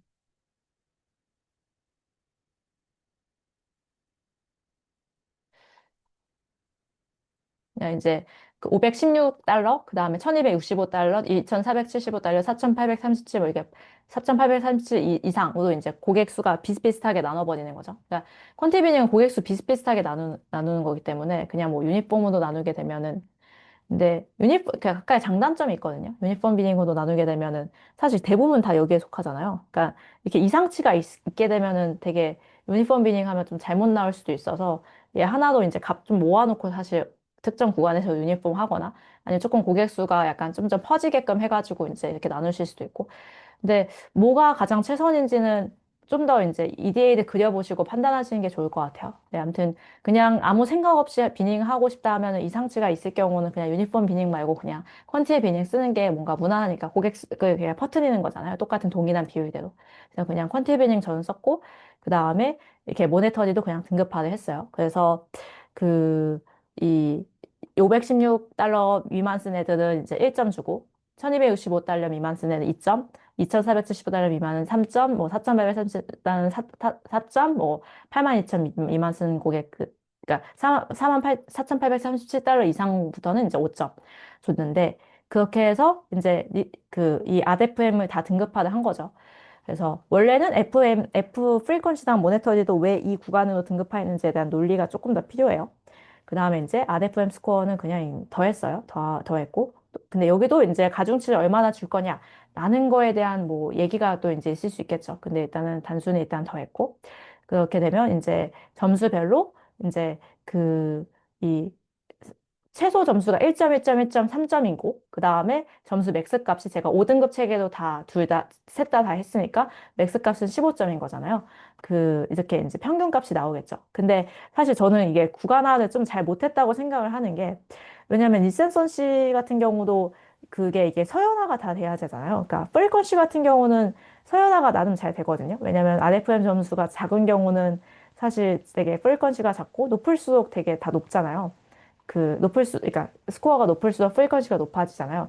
근데 리센선 씨도 사실상 3점에서는 조금, 그러니까 이게 그러니까 리센선 씨는 잘 안 됐죠. 그러니까 이 3점인데 뭐 269인데 뭐 184에 뭐 아무튼. 근데 이제 그래도 경향성은 이, 이 점수가 높을수록 이제 그 그게 짧아지기는 하죠. 모네터리도 비슷한 수로 스코어가 작으면은 이제 그 쓴 금액이 적고, 그 다음에 많을수록 사실 금액이 높아지는 경향은 있긴 하죠. 여기서 좀 약간 역전되는 게 조금 불만이긴 한데, 아무튼 그래서 경향성은 다 약간 좀 맞추려고 노력은 했어요.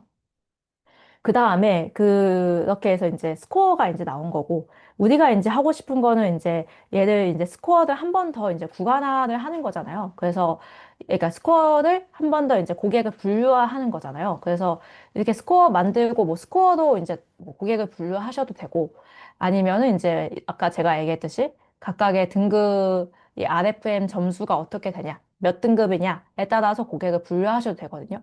근데 또 이것도 기준이 또 필요하겠죠. 뭐, 저는 일단은 그 1, 2, 3등, 1, 2, 3등, 1, 2, 3등 하는 친구들이 여기다 올려놓은 코드 기반으로 그냥 했는데, 사실 뭐 이렇게 했을 때 우리가 각각 이유가 필요하기는 하겠죠. 네. 그래서 왜 3 이하로 받는지 뭐 이런 부분들. 아무튼. 근데 VIP도 5점, 5점, 5점 이렇게 본 거는 뭐 나쁘지 않은 것 같아요. 그래서 고객 최종, 이제 마지막 이제 최종 고객 분류를 만든다라고 보시면 될 것 같아요. 그래서 보통 실무에서 할 때는 이런 우리가 고객을 몇 개의 구간을 만들어야 된다. 그러니까 고객 어떤 특성의 고객이 필요하다라는 것들을 이제 마케팅하는 부서랑 얘기를 해요. 뭐 우리 그냥 VIP 고객 당연히 필요하고요. 그다음에 이제 VIP는 아니더라도 뭐 충성한 고객 필요하고, 그리고 이제 뭐 VIP 고객을 가져가야 되는 퍼센티지 같은 게 보통 정해져 있거든요. VIP 고객은 우리 고객 전체 고객의 뭐 한 몇 퍼센트 미만으로, 한 몇 명 미만으로 꼭 해달라 하면 그런 거 이제 맞춰서 이제 이게 조절이 되긴 하겠죠. 네, 일단은 뭐 그런 게 지금 없으니까 그냥 VIP 고객, 뭐 충성 고객, 일반 고객, 그다음에 중간중간 이탈 고객 넣는다고 한다면은 뭐 이렇게 이 등급, 그러니까 고객 구분을 지어가지고 이제 해볼 수 있겠죠. VIP 고객 굉장히 적고 대부분 이제 일반 고객에도 속하는 거인 거죠. 네. 그래서 이런 게 이제 RFM 분석이다. 그래서 잘 네, 여기까지. 네. 질문 있을까요? 네. 한 시간 또 넘네, 진짜. 네. 네. 어, 그, 아무도 질문 오늘 안 하네. 오늘 이렇게 질문이 없어요? 네. 질문 있으면 계속 해주세요. 네. 그래서 사실, 네. INF는 K민즈 분석의 차이점이 궁금하다. 그러니까 RFM은 사실상, 근데 약간 모델 기반으로 분석하냐, 아니면 이제 약간 좀 이데에 기반으로 분석하냐의 차이인 것 같은데, RFM 같은 경우는, 그러니까 완전 분석하는 방법이 다른 것 같아요. K민즈는 각각 다 넣어보고 이제 고객들을 세그먼트를 해보자라는 거인 거잖아요. 그래서 약간 제가 느끼기에 설명이 잘 되나? 라는 생각은 들긴 하거든요. K민즈도 이렇게 그 세그먼트화를 시켰을 때 얘들 설명을 잘 할 수 있는지. 저는 사실 K문제를 그렇게 썩 좋아하지는 않아요. 그래서, 그러니까 내가 무조건 이제 5개의 이제 이런 데이터셋 다 모아놓고 5개 모델 기반으로 5개 이렇게 구분을 해놓겠다라는 거인 거고. 근데 이제 그거 말고 나는 확실하게 그 좀 모든 걸 다 설명하고 싶은 느낌으로 말하고 싶다 하면은 사실 RFM 분석을 써야 되는 거라는 것 같아요. 그래서, 그러니까 분석을 해야 되는 그, 그 상황 자체가 다른 것 같아요. K민즈를 쓰게 되면 결국 그 K민즈를 풀어서 설명을 한 번 더 해야 되거든요. 그러니까 이 그룹이 이 그룹이고 이 그룹이 이 그룹이면 왜 이 그룹은 어떤 특성을 갖고 있는 고객인지를 또 한 번 더 설명을 해야 되잖아요. 그리고 K민즈 그룹을 몇 개로 할 거냐 이런 것도 달라지고. 그래서 근데 RFM 같은 경우는 되게 그냥 명료하잖아요. 이런 조건이기 때문에 우리는 얘한테 VIP를 줘. 이런 식으로. 그럼 내가 이제 VIP가 되려면 얼마를 더 써야 되는지가 그냥 명료하잖아요. 그렇게 명료하게 좀 설명하고 싶다면 RFM을 쓰는 거고. 근데 그게 아니라 그냥 이제 어떤 그냥 구간을 그냥 그러니까 그 특성이 있는 걸 뭔가 EDA를 그려서 그냥 몇 개의 그룹을 만들어 보고 싶다. 그러니까 이거보다 더 데이터셋이 많으면 사실 K민지가 더 많긴 하겠죠. 컬럼이 더 많으면. 컬럼이 많은데 그 컬럼 많은 걸 다 특성을 생각해서 뭔가 그룹을 만들고 싶다면 K민지인 거고. 근데 그게 아니라 딱 우리는 딱 이 세 가지 조건만 갖고 고객들의 차등화를 줘가지고 그 다음에 뭔가 그린, 옐로우, 블루? 막 이런 식으로 이제 등급을 만들고 싶다 하면 이게 더 깔끔 명료한 거죠.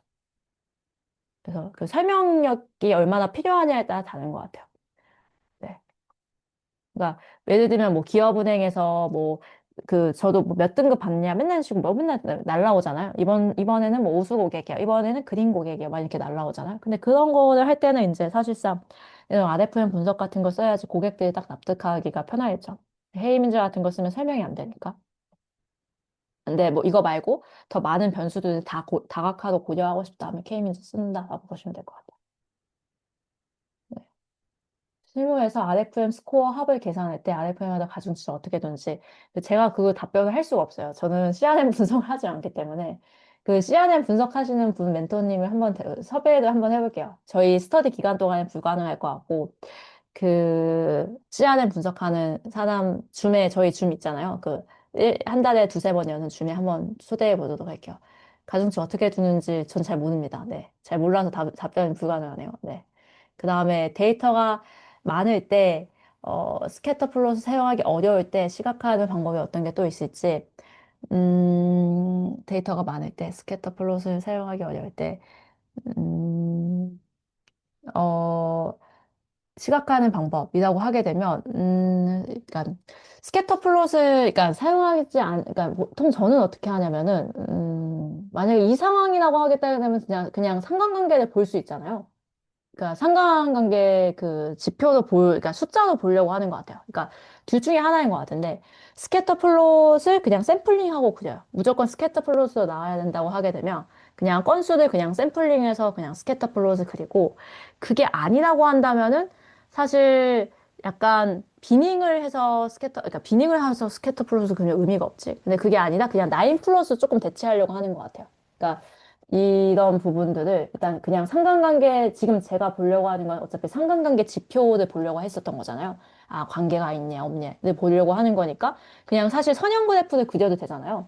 그러니까 리니어 리그레션 그냥 추세선을 그려도 되잖아요. 그러니까 추세선으로 그냥 대체할 것 같아요. 그러니까 얘를 그 이렇게 스캐터 플롯을 그리면 이 점을 찍는 것 때문에 어려우니까 그냥 추세선으로 그냥 대체하는 정도로 그리거나 아니면 그냥 상관관계 지표를 본다거나 네. 그러니까 점 찍지 않고 그냥 그러니까 수세성의 라인 플롯 같은 걸 쓴다라고 보시면 될 것 같아요. 근데 꼭 이렇게 스캐터로 나와야 된다라고 하게 되면 그때는 샘플링해서 그리긴 해요. 네. 네, 웬만하면 근데 추세선으로 그냥 대체해도 되면 추세선으로 그리죠. 네. 그리고 또 지금, 네. 아, 그 RFM마다 가중치를 어떻게 두냐. 그냥 제 생각에서 저의 내피셜에 따르면은, 음,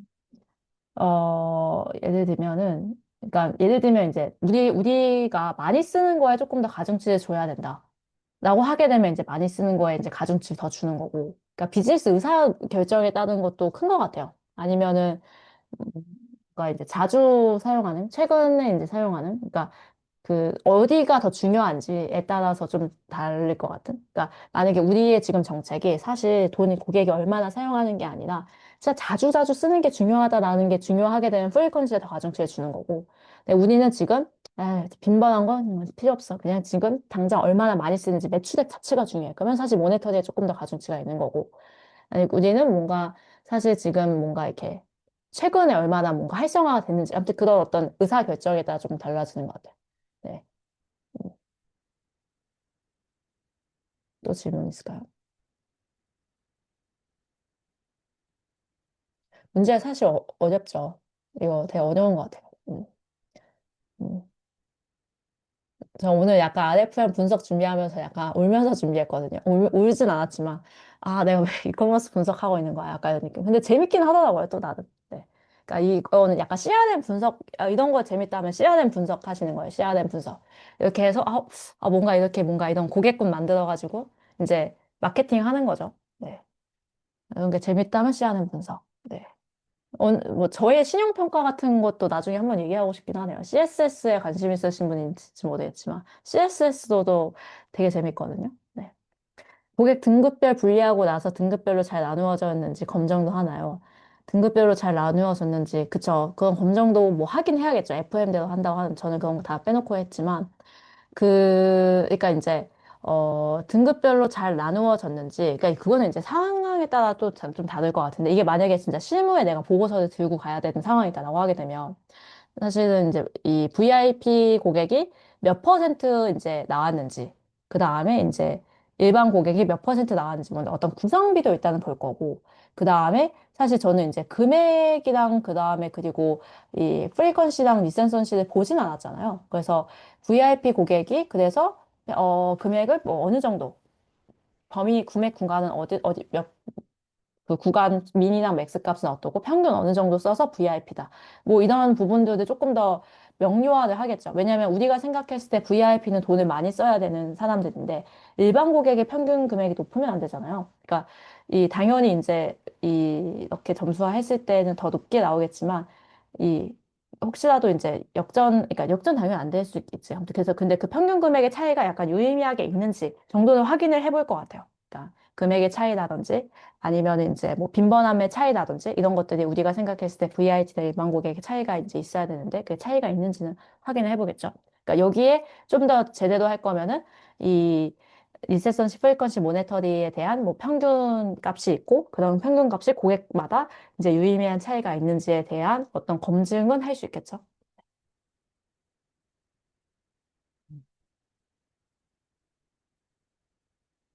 네.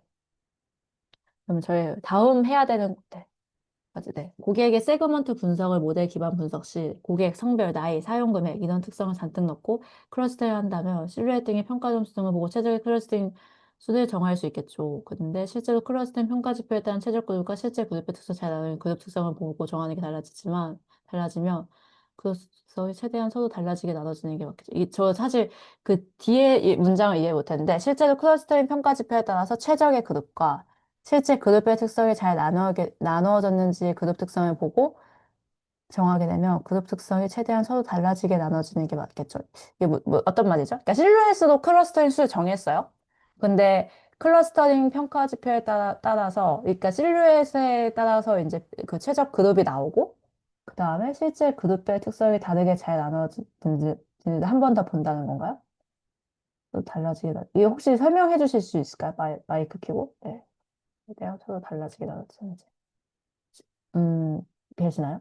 그러니까 제가 느끼기에 K민즈 같은 경우는 저는 이제 회사에 있었을 때 K민즈 분석 어떻게 하는가 봤냐면 실루엣으로 뭐 5개 그룹을 맞는 게 맞냐, 4개도 그룹을 맞는 게 낫냐 일단은 보고 그다음 그러니까 실루엣 평가 지표도 사용하고 그다음에 생각보다 그것도 많이 봐요. 그러니까 우리가 이해할 수 있는 수준의 그룹 하냐?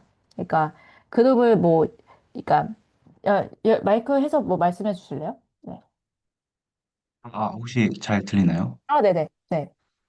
그러니까 이제 실루엣 같은 이제 평가 지표로는 이제 K가 4일 때 뭐 베스트가 음, 나왔다고 하면 음, 음, 실제로 데이터를 이제 찍어봤을 때는 음, 뭐 K가 5나 6일 때가 이제 그룹별로 잘 나눠지는 게 보일 수도 음, 있더라고요.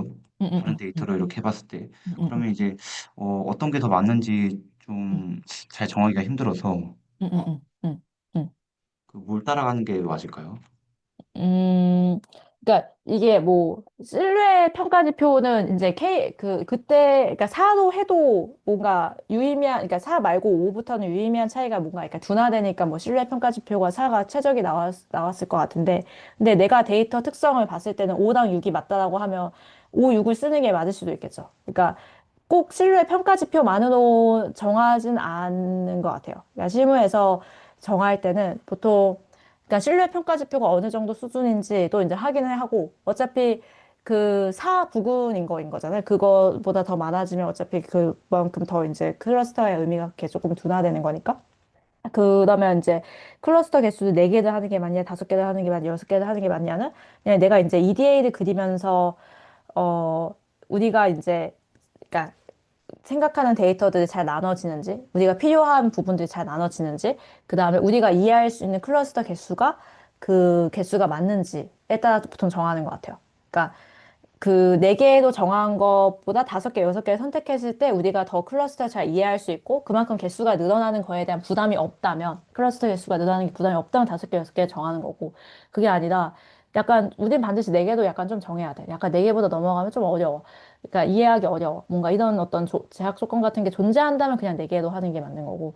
그러니까 제가 느끼기에 실루엣의 클러스터 개수는 약간 참고 지표고 실제로 그냥 우리가 클러스터 몇 개로 만들래? 라는 그게 조금 더 강하게 있는 것 같거든요. 우리가 비즈니스 의미상으로 사실 뭔가 이 과제 자체는 여러 개의 변수를 한 번에 약간 이해하는 느낌이니까 약간 5개로 일단 좀 생각을 하고 근데 실루엣도 약간 그 근처니까 5개 약간 이렇게 정하는 느낌이 큰 것 같긴 하거든요. 그래서 실루엣, 비즈니스 의미, 그다음에 실제로 이제 그 데이터 나눠보면서 어떤 게 이제 가장 잘 나눠지는지 봐서 나누는 것 같기는 해서 사실 정답이 딱 무조건 뭘로 나눠야 된다가 있는 건 아닌 것 같아요. 네. 둘 다 해보고 그냥 이렇게 다섯 개, 여섯 개도 괜찮다라고 하면 다섯 개, 여섯 개를 가는 거고 그게 아니라 그냥 그러니까 진짜 딱 실루엣 평가 지표가 4이기 때문에 무조건 4 이런 건 아니긴 해요. 네.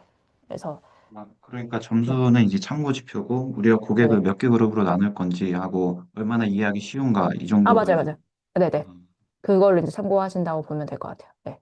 네. 그럼 혹시 그 실무에서 RFM이랑 클러스팅으로 나누는 거랑 같이 음. 이렇게 좀 섞어서 쓰기도 하나요? RFM이나 클러스터. 저 이커머스가 아니기 때문에 이런 답이 불가능한데, RFM이나 그러니까 K민즈를 같이 섞어서 쓰냐는 거인 거죠? 뭐 맞아요? 굳이 K민즈 아니어도 뭐 응, 응, 성별이나 이런 것까지 섞여 있으면 이제 응, K 프로토타입 뭐 이런 걸 좀 쓰던데 응, 응, 응, 응, 아무튼 이제 모델적인 응, 고객 분, 세그먼트 응, 분이랑 응, RFM을 쓰는 거랑 이런 응. 걸 같이 또 섞어서 보완을 하거나 이렇게 쓰는지.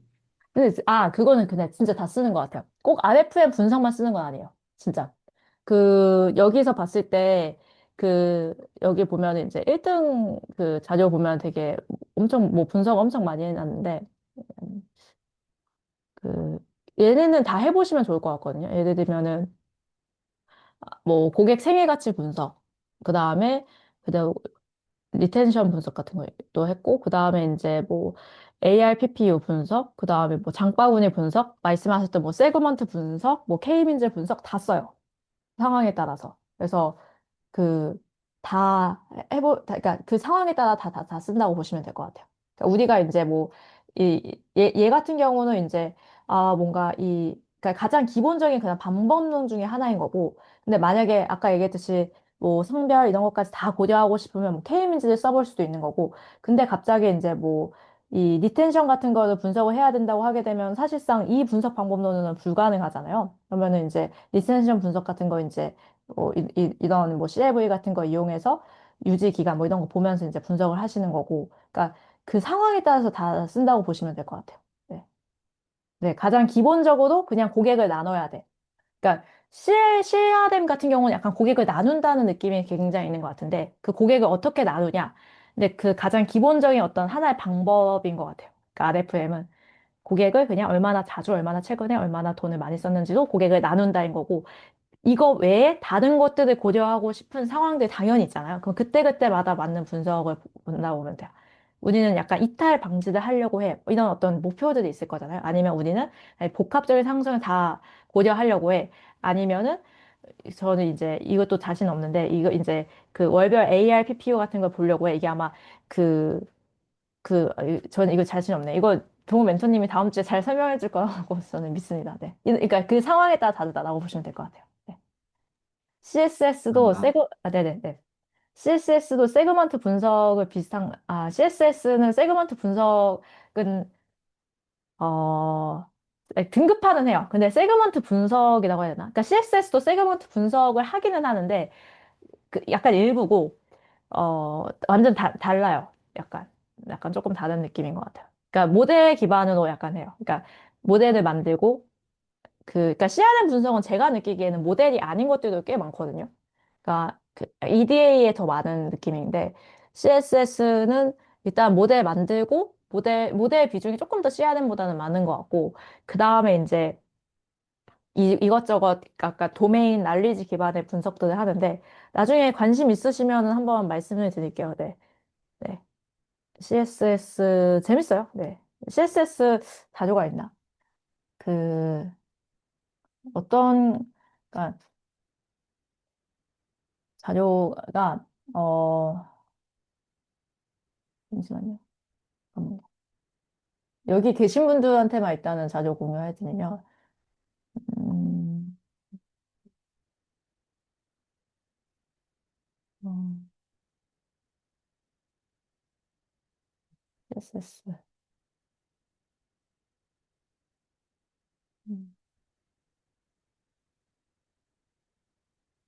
CSS라고 한다면은 음, 약간 어떤 걸 하는 거냐면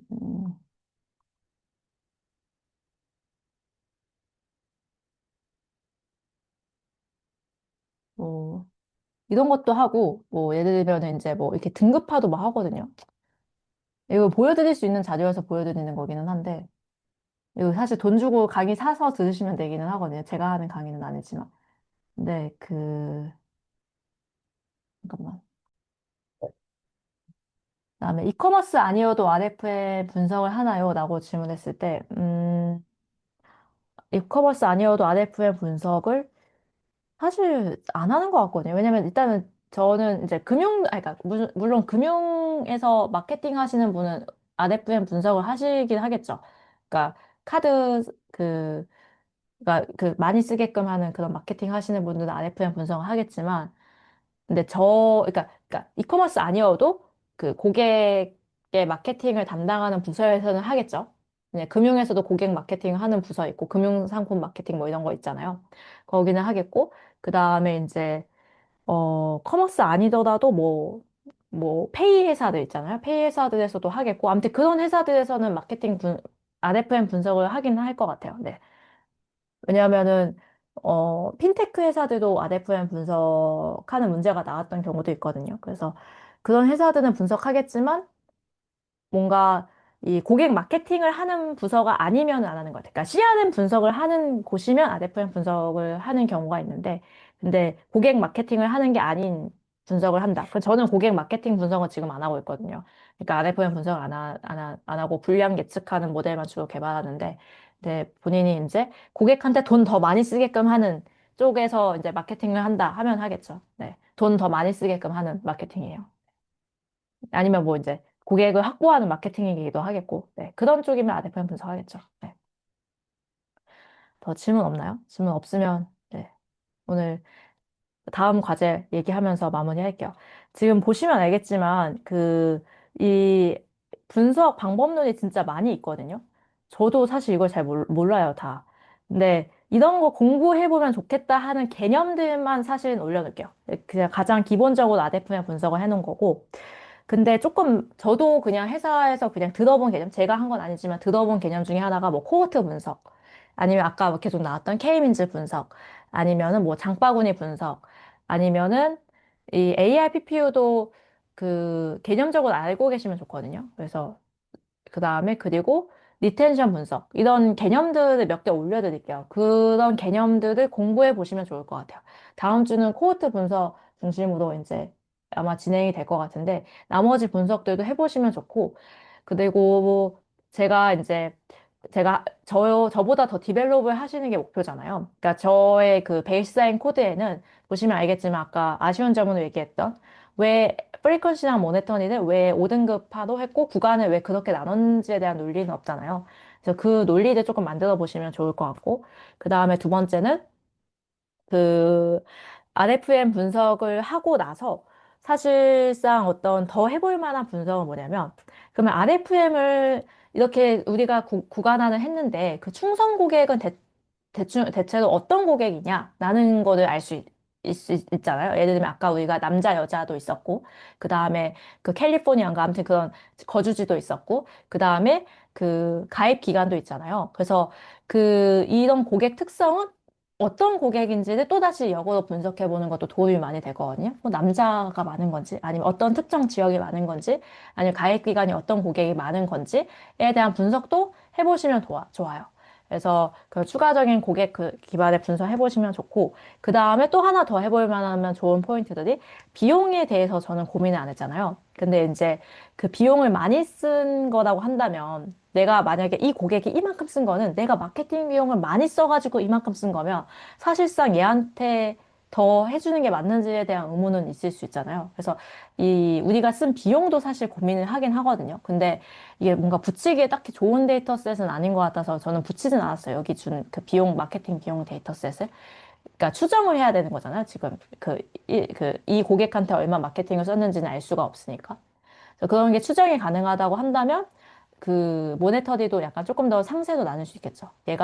우리가 돈 많이 써야지 들어오는 고객인 거지. 돈 안 써도 그냥 자발적으로 이 워크인 하는 고객인 건지 뭐 이런 것들을 또 한 번 더 구분할 필요는 있겠죠. 그리고 또 한 번 더 구분하면 좋은 게 또 한 번 더 고민해 보면 좋을 만한 포인트들이 뭐냐면 그 저는 그 고객을 분석할 때 그 기간을 사실 고민을 안 했어요. 여기 보면은 가입 기간 있잖아요. 근데 가입 기간이 다 다를 거예요, 아마. 근데 가입 기간이 얼마 안 되는 고객이 사실상 그럼 불리할 수 있잖아. 난 가입한 지 얼마 안 돼서 이 우수한 고객이 아닐 수도 있으니까 이 고객이 불리한지 안 불리한지 또 역으로 분석해 볼 수 있겠죠. 그래서 신규 고객이랑 신규 고객이 아닌 경우 이렇게 차이 같은 것들 좀 이제 더 분석해 볼 수 있을 것 같네요. 네. 이 정도? 네. 음, 음. 그리고 배송료도 한번 더 고민해 보시면 좋을 것 같아요. 그러니까 토탈 비용은 결국 배송료까지 플러스가 돼야 되는 비용일 것 같기는 해요. 근데 배송료는 저는 포함을 안 시켰잖아요. 그러니까 배송료도 포함시켜 보면 좋겠죠. 해야 될 게 진짜 많죠. 이러니까 이제 왜 CRM 분석을 왜 직무로 뽑는지 아시겠죠? 그리고 또 하나 더 해보면 좋을 포인트가 저는 RFM 분석을 지금 이제 그 전체 토탈로 했어요. 근데 제품별로도 다를 수 있잖아요. 제품별로 마케팅을 해야 되는 경우도 있으니까 이 고객이 뭐 어페럴 상품에 더 관심이 많은 건지, 넥스트 USA에 더 관심이 많은 건지, 또 상품별로도 또 나눠서 볼 수 있겠죠. 상품별로 거래 빈도나 아니면은 이제 뭐 거래 수량 뭐 이렇게 좀 더 쪼개서 볼 수도 있을 것 같아요. 아니면 이게 너무 이렇게 상품별로 보게 되면 건수가 너무 적어진다라고 하게 되면 최소한 VIP 고객들이 우리가 이렇게 통으로 분석한 거에서 VIP 고객들은 어떤 상품들을 주로 많이 사용하고 일반 고객들은 주로 어떤 상품들을 많이 구매했는지를 또다시 역으로 분석해 볼 수 있겠죠. 그래서 그 상품 단위로도 한번 봐보는 걸 조금 추천드립니다. 이런 거를 더 디벨롭을 한번 해보시고 다음 주는 코호트 분석도 한번 개념 설명하면서 이렇게 진행할 거예요. 동호 멘토님이. 그러면 오늘 저는 여기서 마치도록 하겠습니다. 오늘 늦은 시간까지 고생 많으셨어요. 네. 감사합니다. 네. 종료할게요. 네. 자주 나오는 문제니까 꼭 풀어보세요. 네. 종료하겠습니다. 네, 하트 너무 감사합니다. 네.